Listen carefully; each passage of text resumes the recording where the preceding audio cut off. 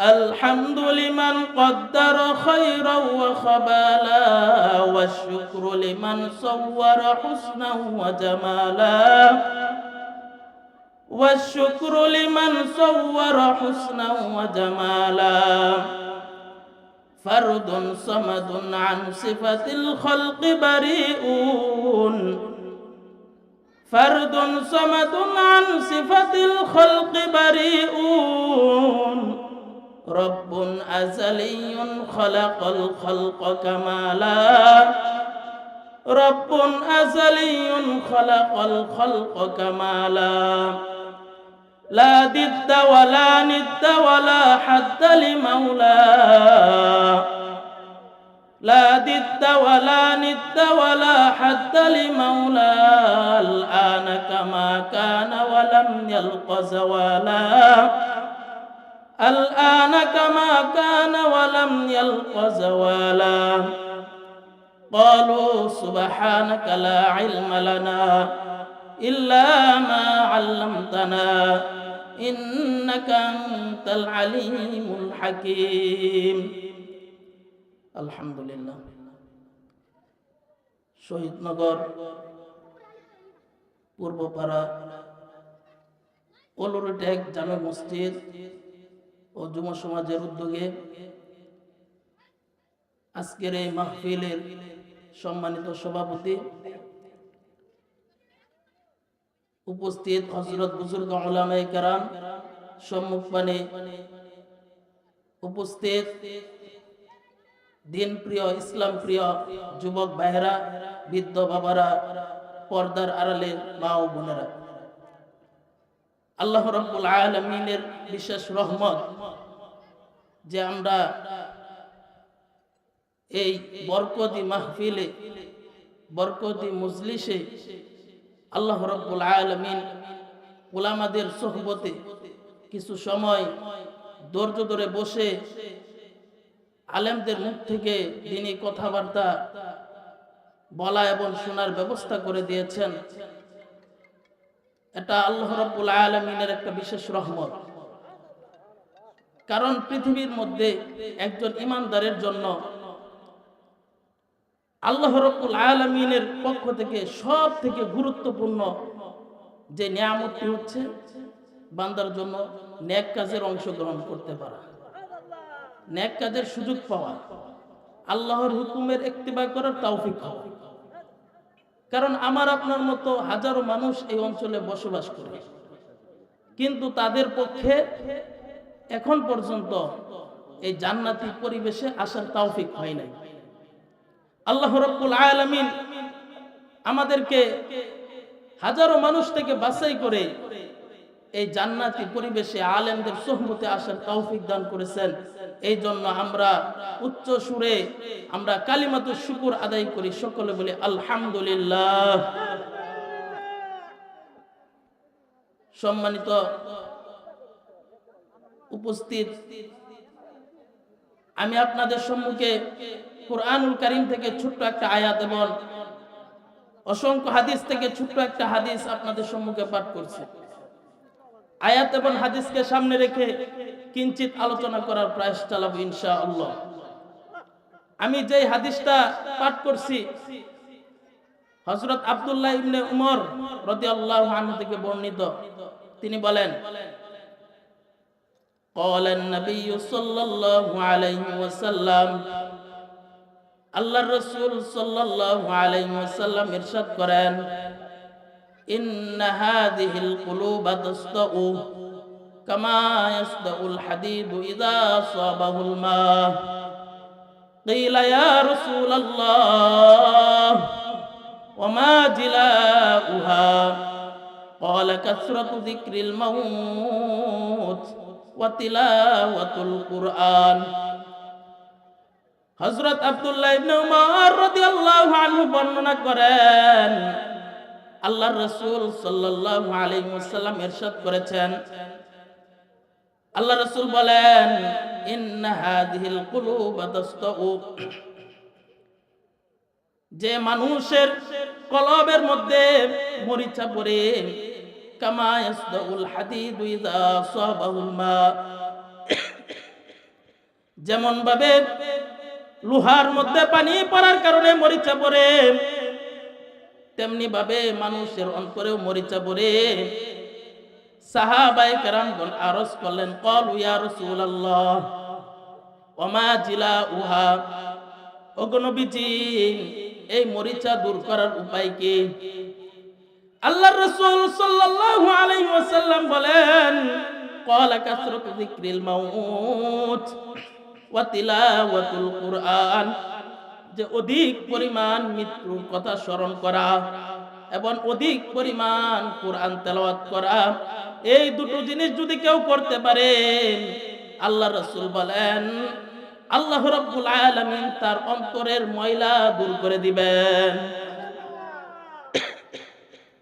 এখন আজকে আমাদের সমাজের দিকে তাকান, আমরা কিন্তু মৃত্যুর কথা স্মরণ করি না, কুরআন তো তেলাওয়াত করি না। অনেকে আছে কুরআন পড়তেও পারি না, পড়ার চেষ্টাও করি না। মৃত্যুর কথা যদি কেউ আলোচনা করে, তাহলে অনেকে আছে মৃত্যুর কথা শুনতেও চাই না। এমন ভাব যে আমরা মনে হয় মরবই না। অথচ আল্লাহর রাসূল সাল্লাল্লাহু আলাইহি ওয়াসাল্লাম বলেন, মৃত্যুর পর মানুষ দুই ভাগে বিভক্ত হয়ে যাবে, এক ভাগ জান্নাতি আর এক ভাগ জাহান্নামী।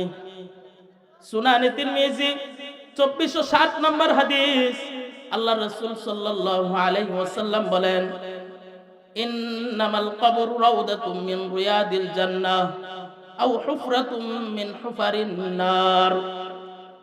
আল্লাহর রাসূল বলেন, ইন্নামাল কবরু রাউদাতুম মিন রিয়াদিল জান্নাহ, নিশ্চয় কবর জান্নাতের একটি উদ্যান। সুবহানাল্লাহ। আও হুফরাতুম মিন হুফারিন নার, নতুবা জাহান্নামের একটি গর্ত। হয়তো জান্নাত নয়তো জাহান্নাম। মৃত্যুর পর মানুষ দুই ভাগে বিভক্ত হয়ে যাবে, হয়তো সে জান্নাতে যাবে নয়তো জাহান্নামে যাবে। মৃত্যুর পর বুঝবে আজকের আলোচনা, আজকের মাহফিল কত গুরুত্বপূর্ণ ছিল। এখন আমরা জীবিত আছি, আমাদের বুঝে আসে না যে মাহফিল একটু গিয়ে সময় দেই, এই ধারণা আমাদের আসে না, আমরা চিন্তা করি না। অথচ মৃত্যুর পর আল্লাহকে বলবে, আল্লাহ একটু সময় দাও, দুনিয়ায় গিয়ে ভালো কাজ করব, নেক আমল করব। আল্লাহর কাছে সময় চাইবে। আপনারা বলেন তো, আল্লাহকে আবার সময় দিবেনি? আর সময় দিবে না। আল্লাহ রাব্বুল আলামিনের কাছে যারা নাকি জাহান্নামী হবে, তারা আল্লাহর কাছে সময় চাইবে। আল্লাহ রাব্বুল আলামিন কুরআনুল কারীমের মধ্যে সূরাতুল মুমিন আয়াত নাম্বার 107 থেকে 108 নম্বর আয়াতে আল্লাহ রাব্বুল আলামিন বলতেছেন, জাহান্নামীরা বলবেন, রব্বানা আখরিজনা মিনহা ফাইন উদনা ফাইন্না যালিমুন। আল্লাহকে বলবে, আল্লাহ রব্বানা আখরিজনা, হে আমাদের প্রতিপালক, আখরিজনা মিনহা, এ থেকে আমাদেরকে উদ্ধার করো, আমাদেরকে উদ্ধার করো। ফাইন উদনা, আমরা যদি পুনরায় তা করি, ফাইন্না যালিমুন, তাহলে আমরা জালেমে গণ্য হব। আল্লাহকে বলবে, আল্লাহ আমাদেরকে আবার দুনিয়ার মধ্যে পাঠাও, আমরা যদি পুনরায় গুনাহের কাজ করি, তাহলে ফাইন্না যালিমুন, আমরা জালেমে গণ্য হব। আল্লাহ রাব্বুল আলামিন দমকের সাথে বলবেন। অনেক সময় আমাদেরকে যদি কেউ বিরক্ত করেন, বারবার যদি একই কথা বলে, তাহলে আমরা দমকের সাথে বলি, ভাই আমাকে কিন্তু আর বিরক্ত করবি না, যদি করস তাহলে তোর কিন্তু খবর আছে। এমন কথা আমরা বলি কি বলি না? তো আল্লাহ রাব্বুল আলামিন দমকের সাথে বলবে, ওয়ালাকসু ফিহা, তোমরা এখানে দীক্ষিত অবস্থায় পড়ে থাকো, ওয়ালা তুকাল্লিমুন, এবং আমার সাথে তোমরা কোনো কথা বলবে না। আল্লাহ রাব্বুল আলামিন নিষেধ করে দিবে, বান্দার কথা বলতে পারবে না। আল্লাহর কাছে বলবে, আল্লাহ দুনিয়ায় থাকতে তো আমরা বিশ্বাস করি নাই, এখন আমরা বিশ্বাস করতেছি, দেখতেছি যে আযাব সত্য। আল্লাহ গো, দুনিয়ার মধ্যে আবার পাঠাও। আল্লাহ রাব্বুল আলামিন সূরাতুস সাজদা আয়াত নাম্বার 12 আল্লাহ রাব্বুল আলামিনকে বলবে রব্বানা আবসারনা ওয়া সামি'না ফারজি'না না'মাল সালিহান ইন্না মুকিনুন। আল্লাহকে বলবে আল্লাহ আবসারনা ওয়া সামি'না, আমরা দেখলাম শুনলাম, ফারজি'না না'মাল, রব্বানা আবসারনা ওয়া সামি'না ফারজি'না না'মাল, ফারজি'না আমাদেরকে আবার ফেরত পাঠিয়ে দিন, না'মাল সালিহান আমরা ভালো কাজ করব, ইন্না মুকিনুন আমরা বিশ্বাসী হয়ে গেছি। তাহলে দেখেন মৃত্যুর পরে আল্লাহকে বলবো আল্লাহ আমরা বিশ্বাসী হয়ে গেছি, আমরা দেখলাম শুনলাম সব কিছু এখন বিশ্বাস করছি, আমাদেরকে দুনিয়ার মধ্যে পাঠিয়ে দিন। আল্লাহকে আমাদের এই যা আল্লাহর কাছে যে প্রার্থনা করব আল্লাহ কি কবুল করব? মৃত্যুর পর কবুল করবে না। যা বাজার করার দরকার দুনিয়ার থেকে বাজার কইরা নেন। আল্লাহ রাব্বুল আলামিন কিন্তু আমাদেরকে সতর্ক করতেছেন। আল্লাহ রাব্বুল আলামিন কুরআনুল কারীমের মধ্যে জানায়া দিবেন মৃত্যুর পর নিশ্চয়ই মানুষরা আমার কাছে সময় চাইবে। আল্লাহ রাব্বুল আলামিনের কাছে মানুষ সময় চাইবে। মানুষ মৃত্যুর পর আফসোস করবে। 7টা বিষয় মানুষ বিশেষ করে আফসোস করবে। 1 নাম্বার আফসোস, নিজেদের কৃতকর্মের ফিরিস্তি দেখে আফসোস করে করে বলবে হায় আমি যদি মাটি হয়ে যাইতাম তাহলে তো আল্লাহ রাব্বুল আলামিন আমাকে আর কোনো শাস্তি দিত না। কুরআনুল কারীমে সূরাতুন নাবা আয়াত নাম্বার 40 আল্লাহ রাব্বুল আলামিন বলেন ইন্না আনযারনাকুম আযাবান করিবা, নিশ্চয় আমি তোমাদেরকে আসন্ন শাস্তি সম্পর্কে সতর্ক করলাম। ইয়াউমা ইয়ানজুরুল মার'উ মা কদ্দামাত ইয়াদাহ, সেদিন মানুষ তার কৃতকর্ম প্রত্যক্ষ করবে।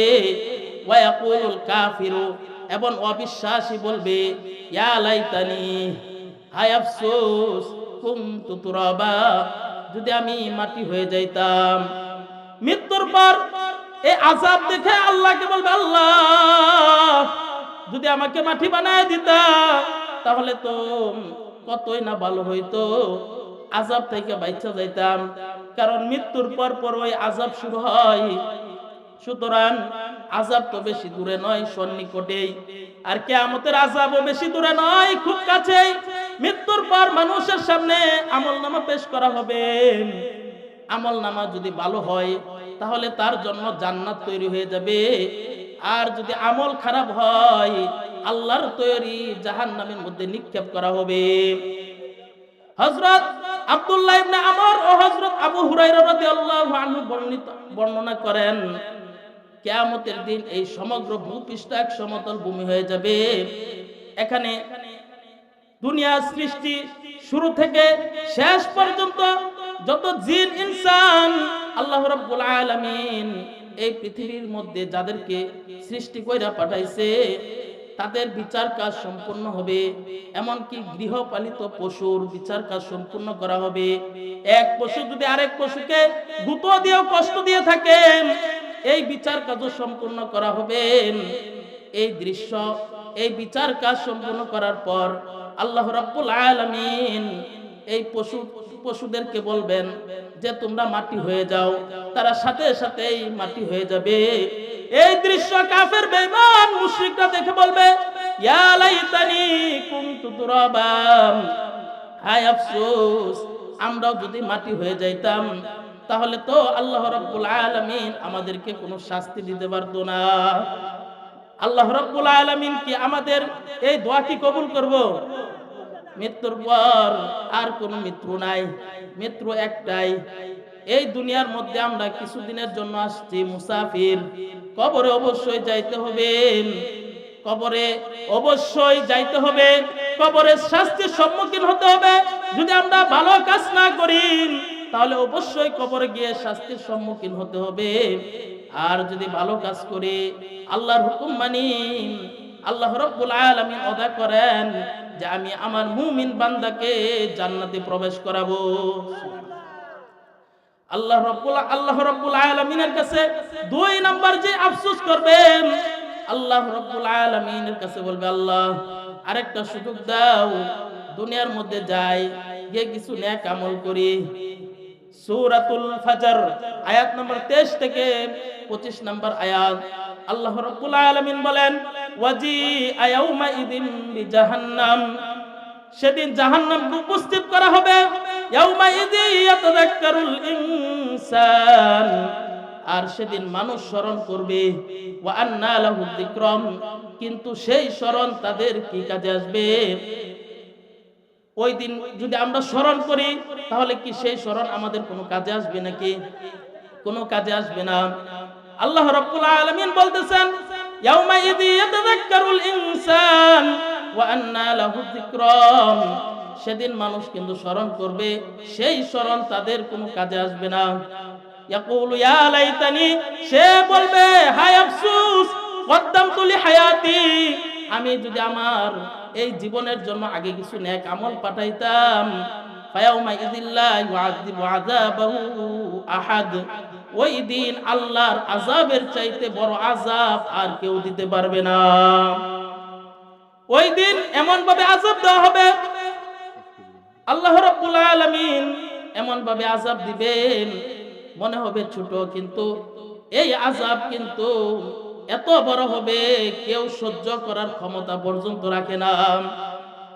আল্লাহ রাব্বুল আলামিনকে বলবে, আল্লাহ আরেকটা সুযোগ দাও, দুনিয়ার মধ্যে যাই, গিয়ে ভালো কাজ করি।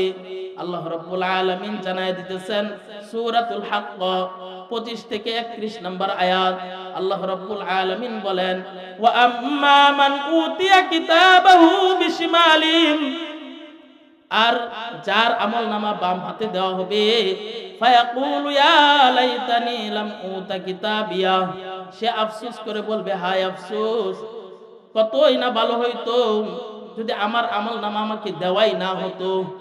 ওয়ালাম আদরি মা হিসাবিয়া, আর যদি আমি না জানতাম আমার হিসাব নিকাশ কে।